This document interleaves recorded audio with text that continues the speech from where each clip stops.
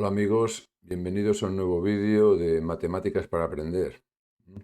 El tema de hoy va a ser las ecuaciones de la recta y el plano en el espacio tridimensional, coordenadas x y z. Para ilustrarlo tenemos este dibujo. La recta verde es aquella a la que vamos a encontrar las ecuaciones. Para determinar una recta hacen falta al menos dos puntos, claro, que son el punto A, 1, menos 5, 0, y el punto B, 3, 4, 5, ¿no? Muy bien. Entonces, el vector de posición del punto B, el vector de posición del punto B es igual al vector de posición del punto A, vector que une el 0, 0, 0 con el 1, menos 5, 0, y que extremo menos origen coinciden coordenadas con el punto A. El punto A, como digo, más el vector AB nos va a dar el punto A. El vector de posición del punto A más el vector AB nos va a dar, lógicamente, el vector de posición de B. Es una suma de vectores. Entonces, B, vector de posición es A más AB, donde AB es B menos A. Muy bien. Es evidente que si al vector de posición A le sumamos un vector el doble de largo que el vector AB, un vector que simplemente es 2 por AB, os recuerdo que al multiplicar un vector por un número no cambia la dirección, solo se multiplica el módulo, y si multiplicamos por un número negativo cambiaríamos el sentido. La dirección no. Entonces el vector de posición de C es indudablemente A más 2AB. El vector de posición del punto E pues es el vector de posición de A más 1, 2 y 3AB. El vector de posición del punto D, que está entre C y E, pues sería multiplicar el vector AB por 2,5, por 5 medios. Si vamos al lado izquierdo del punto A al punto F, pues su vector de posición será A menos AB. Recordamos que al multiplicar AB por menos 1, mantenemos un módulo, pero invertimos su sentido. Es decir, que el vector menos AB es lo mismo que el vector AF. Muy bien. Entonces, ahora vamos a hablar del concepto de vector director. El vector director es cualquier vector paralelo a la recta. Es evidente que el vector AB lleva la dirección de la recta, puesto que une dos puntos de ella. El vector AB sería un vector director, ya que cumple la condición para ser vector director, que es que sea un vector paralelo a la recta. El vector AB, extremo menos origen, es el vector 295, nos vale de vector director. Y ahora ya planteamos que B es A más el vector director, C es A más 2 veces el vector director, E es A más 3 veces el vector director, D es A más 5 medios veces el vector director y F es A menos el vector director. Recordemos que el vector director que hemos escogido es el 295. Al hacer estas sumas, pues aparece en el punto B, el vector de posición del punto B, que recordemos que el vector de posición de un punto coincide en coordenadas con las coordenadas del punto, porque ¿cómo se obtiene el vector de posición de A? El vector de posición de A es el vector OA, es decir, las coordenadas de A menos las del punto O, que son la 0, 0, 0, el origen de coordenadas. Bueno, entonces C es 5, 13, 10, E es 7, 22, 15 y F, por ejemplo, pues sería A menos el vector director, 1 menos 5, 0, menos 2, 9, 5, menos 1, menos 14 y menos 5. El concepto es que el vector de posición de un punto X es las coordenadas del vector de posición de un punto conocido más lambda veces el vector director. Para todo lambda de R. De esta manera, como hay infinitos lambdas, encontramos los infinitos puntos que hay en una recta. Escrito en coordenadas x y z son las coordenadas del punto A o del vector de posición de A más lambda veces las coordenadas del vector director. A esto le llamaremos ecuación vectorial. Ejemplo, x y z es menos 1,50 más lambda por 2,95, la recta que tenemos dibujada. Para todo lambda de R. Si ejecutamos esta suma vectorial, este producto por un escalar más la suma del otro vector, pues nos queda que x y z es menos 1 más 2 lambda, 5 más 9 lambda, y la z que sería 0, 0, 0 más 5 lambda. Este 0 por supuesto no se escribe, pero lo he colocado aquí para que veamos que en estas ecuaciones llamadas paramétricas, en función de un parámetro lambda, aparece el punto conocido menos 1, 5, 0, y aparece el vector director multiplicando a la lambda, 2, 9, 5.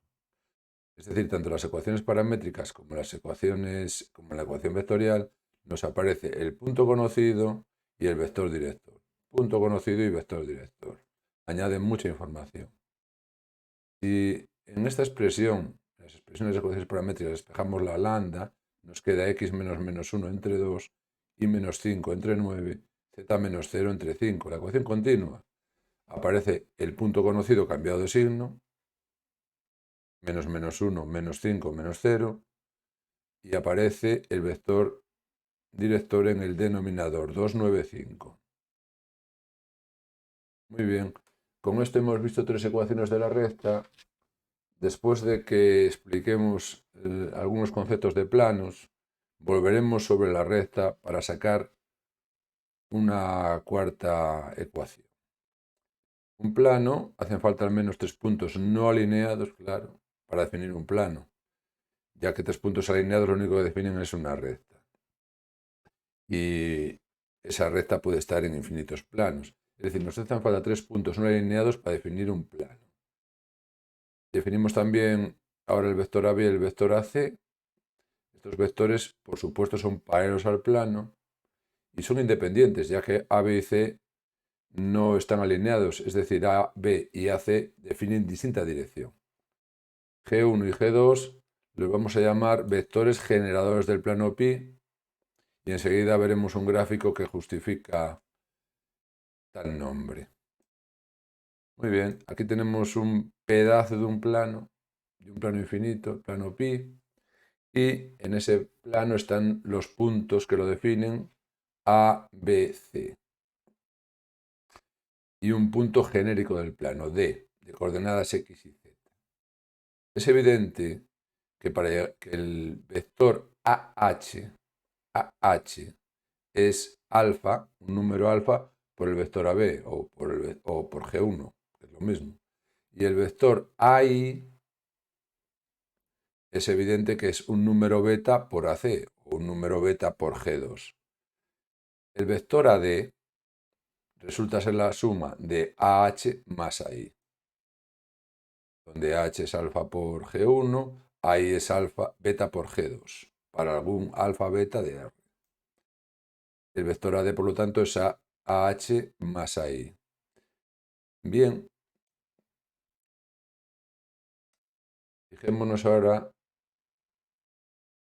que colocando los ejes coordenados y el punto O, el 0, 0, 0, el punto A tiene su vector director, perdón, su vector de posición, y el punto D tiene su vector de posición. El vector de posición D es el vector de posición de A más el AD. Más el AD, pero lo que pasa es que el AD es AH, que es alfa G1, más AI, que es beta G2. Muy bien, entonces un punto genérico x y z del plano es igual al vector de posición de A, coordenadas de A, más alfa por las coordenadas de G, más de G1, más beta por las coordenadas de G2. A esto se le llama la ecuación vectorial del plano, en función de un punto conocido y de los dos vectores denominados generadores, dos vectores paralelos al plano, por ejemplo, los vectores AB y AC, donde A, B y C son 3 puntos no alineados. Muy bien, en nuestro caso vamos a decir que A es este punto, B es este y C es este punto, G1 es AB, B menos A, 2, 2, 8, G2 es AC, C menos A, 3, 8, 0. Como vemos, estos dos vectores no son paralelos, o lo que es lo mismo, no son proporcionales. O lo que es lo mismo, 2 entre 3 no es igual que 2 entre 8 y que 8 entre 0. Muy bien, entonces la ecuación vectorial del plano pi sería x y z es igual a 1, 2 menos 3, el punto vector de posición del punto A, más alfa por G1 más beta por G2, para todo alfa y beta pertenecientes a R. Hay infinitas duplas alfa-beta, luego habrá infinitos x y z en el plano. Siguiendo una ejecutoria similar a la que tuvimos con la recta, hacemos estos productos por alfa y por beta y luego hacemos la suma vectorial y tenemos que x es alfa sub x, sería el 1, más alfa por g sub 1x más beta por g sub 2x, y la y la z pues las ejecutamos similarmente. En nuestro caso muy concreto, ¿cómo serían estas ecuaciones que llamaremos paramétricas en función de los parámetros reales alfa y beta? X es 1, 2, menos 3, las coordenadas del punto A y del vector de posición A, por lo tanto, más alfa por el vector G1 en coordenadas 2, 2, 8, más beta por el vector G2 que en coordenadas estrechas 8, 0. Naturalmente esto que pongo yo en naranja no se escribe, lo hemos puesto pues por razones educativas en este caso solamente. Muy bien, para todo alfa y beta presente sería la ecuación vectorial. Fijémonos que sigue apareciendo, igual que en la vectorial, en las paramétricas que son estas, sigue apareciendo el punto conocido 1, 2, menos 3 y los dos vectores generadores, multiplicando a los parámetros que he llamado yo alfa y beta. Muy bien. Cojamos ahora tres puntos, el A, el B y un punto genérico X, de coordenadas X y Z. Tres puntos coplanarios que pertenecen al plano. Muy bien. Entonces sabemos que los vectores AB, AC, G1, G2 y AX son linealmente dependientes. Ya vimos antes como AX, que le llamamos en aquel caso AD, era alfa por AB más beta por AC. Muy bien. Coplanarios no alineados, por supuesto. Bien, como son dependientes, el rango no es 3. Es menor que 3. Concretamente es 2, porque ya hemos dicho que AB y AC, G1 y G2, son independientes ya que A, B y C no están alineados. Como el rango es 2, el determinante de 3 por 3 deberá ser 0. Si no lo fuera, el rango sería 3. Ejecutamos este determinante, y concretamente yo lo he hecho a través por un desarrollo por adjuntos en la primera fila. 2 menos 2 y 8, multiplicando por sus menores complementarios. Los determinantes se quedan quitando fila y columna. Muy bien, ejecutamos esta cuenta, llegamos a menos 64x más 24y más 10z más 46 igual a 0, dividimos todo entre menos 2, para que nos queden números más bajos simplemente, y nos queda 32x menos 12y menos 5z menos 23 igual a 0. Esta es la ecuación general cartesiana que deberán cumplir todos los puntos x y z que pertenezcan al plano.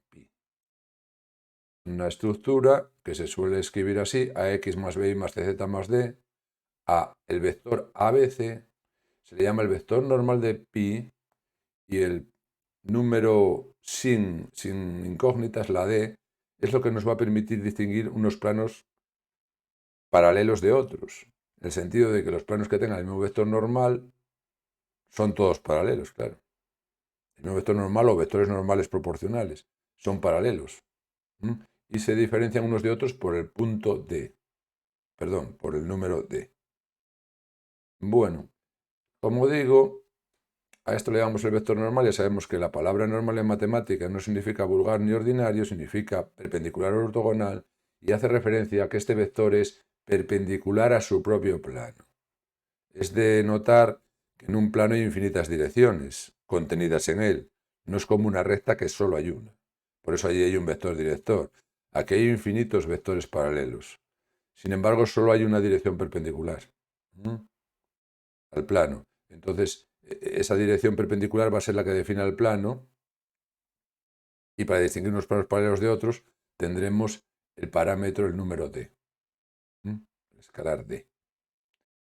Fijaros que si intento encontrar esa dirección perpendicular, pues una forma sencilla es multiplicar dos vectores paralelos al plano, linealmente independientes, ¿no? G1 y G2. Si hacemos el producto vectorial, por definición de producto vectorial me va a salir un vector perpendicular a estos dos. Luego tendrá que ser necesariamente perpendicular al plano. La única dirección perpendicular al plano tendrá esa dirección. Entonces, si lo hacemos, nos da menos 64y más 24j más 10k, el vector menos 64, 24, 10, marca la dirección, tiene la dirección perpendicular al plano, la dirección normal al plano. Observemos que este vector es menos 2 por el que obtuvimos antes. Así que son dos vectores con la misma dirección, aunque bueno, tienen cierto sentido, pero eso no nos importa, solo nos importa la dirección, tanto en el vector normal del plano como en el vector director de la recta. Así que el vector que antes sacamos y llamamos vector normal es paralelo a este vector que sabemos que es normal al plano. Así que aquel también lo era. Muy bien. Vamos ahora a hablar de lo siguiente. Tenemos un punto A y un punto genérico X, el vector pertenece al plano. El vector AX, x menos 1, y menos 2, z menos menos 3, este vector es por tanto paralelo al plano. Luego es por tanto perpendicular al vector normal del plano, lo cual implica que el producto escalar de ambos tiene que dar 0. Vector normal por el vector AX igual a 0, donde x y z es un punto genérico del plano. Nos queda 32 por x menos 1 menos c por y menos 2 menos 5 por z más 3 igual a 0. Ecuación normal del plano. Cuarta ecuación del plano. Luego hemos visto 3 ecuaciones de la recta y 4 del plano. Pero ya dijimos que esto no iba a quedar así. Y ahora es el momento de volver con las rectas. Bien, dos planos no paralelos, es decir, con vectores normales no paralelos, es decir, que no verifican que sean proporcionales, es decir, alguno de estos dos iguales, donde el vector n1 es a1, b1, c1 y el vector n2 es a2, b2, c2, alguno de estos dos iguales, o los dos, no se cumplen, no se verifican. En este caso, evidentemente, esos dos planos que no son paralelos, evidentemente se tienen que cortar necesariamente, es imposible que se crucen. Fijarse que dos rectas en el espacio se pueden cruzar sin cortarse, pero dos planos no, o son paralelos o son secantes. Luego estaríamos en el caso de dos planos secantes, y evidentemente dos planos secantes se cortan en una recta, que queda definida de esta manera, como el sistema de las dos ecuaciones generales, o cartesianas o implícitas también se les llama, de dos planos no paralelos. Ecuaciones implícitas de una recta. Fijarse que el vector director es perpendicular, está en el plano pi1, luego es perpendicular al vector normal n1, y el vector director de R está en el plano pi2, luego es perpendicular al vector director pi2. Es decir, que la dirección del vector director de la recta es perpendicular a ambos vectores normales. Luego podríamos encontrar un vector director multiplicando vectorialmente los dos vectores normales de estas rectas. Si quisiéramos averiguar simplemente el vector director o un vector director de esa recta. Por otra parte, si resolvemos el sistema de dos ecuaciones con tres incógnitas, a una incógnita la llamaremos lambda. En principio la que queramos, aunque ya sabéis que tiene que dar rango 2 en las otras dos incógnitas. Como queda aquí, 1 por menos 1 por 2 no da 0. Entonces hay rango 2, quiere decir que las dos ecuaciones son independientes. Muy bien, x más z es 3 menos lambda, 2x menos z es menos 8 más menos 3 lambda. En este caso lo sumo, se me van las z, saco la x. La y ya he dicho yo que era lambda. Escribo 0 más lambda por lo que veremos dentro de un momento. La z la saco mismamente de la primera ecuación, sería 3 menos lambda menos x y me queda lo que ahí vemos. Esto que vemos aquí, para todo lambda presente a R. Tanto hay infinitos lambdas como hay infinitos puntos en R.